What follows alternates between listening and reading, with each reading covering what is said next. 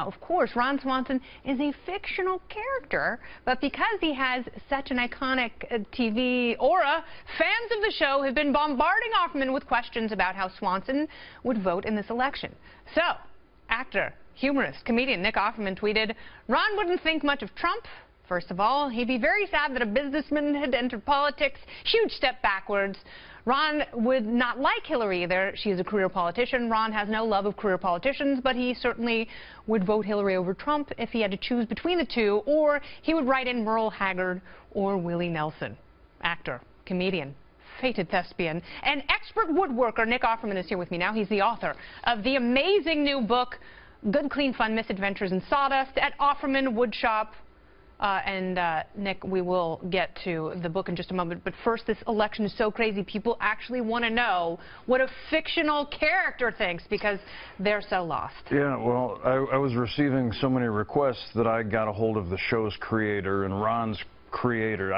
I would never deign to speculate what Ron would think about something without asking my boss. Yeah.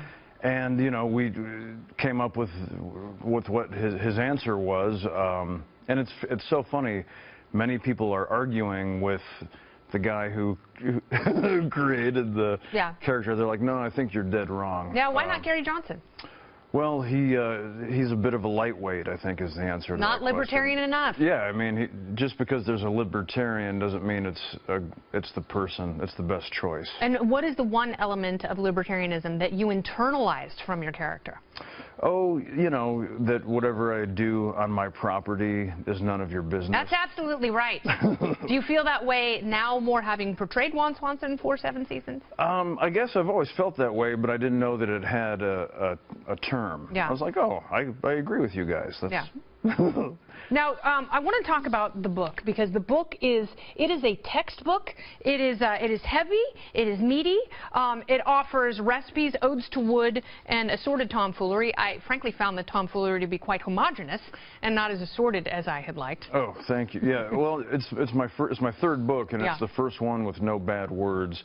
Because it is a textbook. I wanted people to be able to buy it for their kids without worrying about jokes about genitalia. And you actually teach people how to make things out of wood, and you come from generations of woodworkers. You grew up learning how to make things out of wood, having watched your dad find his way through the process. Sure, and my uncles and my grandfathers, they're all great users of tools, all just from working on farms in Illinois.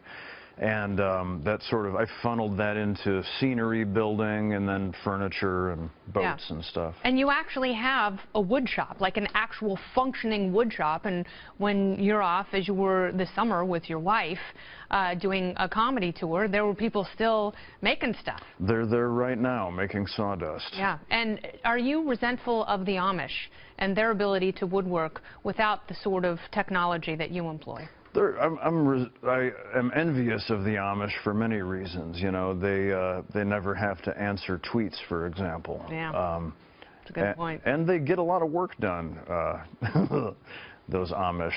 If you woke up and your arms were branches and your fingers were sticks, how would you feel? Wooden?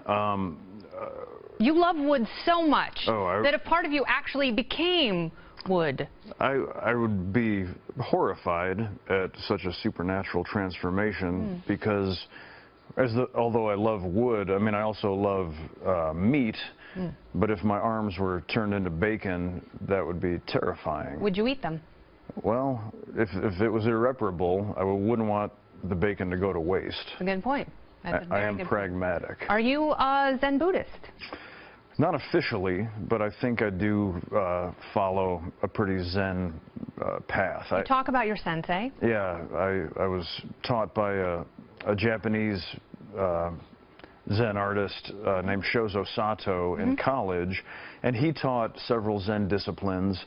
And so he laid a bunch of wisdom on me that I stuck with, even though I never had to sign up for Zen club or... Yeah. The book is very impressive. I tried to make a Craftsman lamp, but I electrocuted myself. It doesn't function, but it looks wonderful. You can always set a candle on it. That's not a bad idea. And you know who else could use that candle? The Amish. The Amish. That's right, Nick. Nick Offerman, Good, Clean Fun. Get the book now. If you love wood as much as you love Ron Swanson, and I know many of you do, then order the book and get a bunch of copies for your friends for the holidays.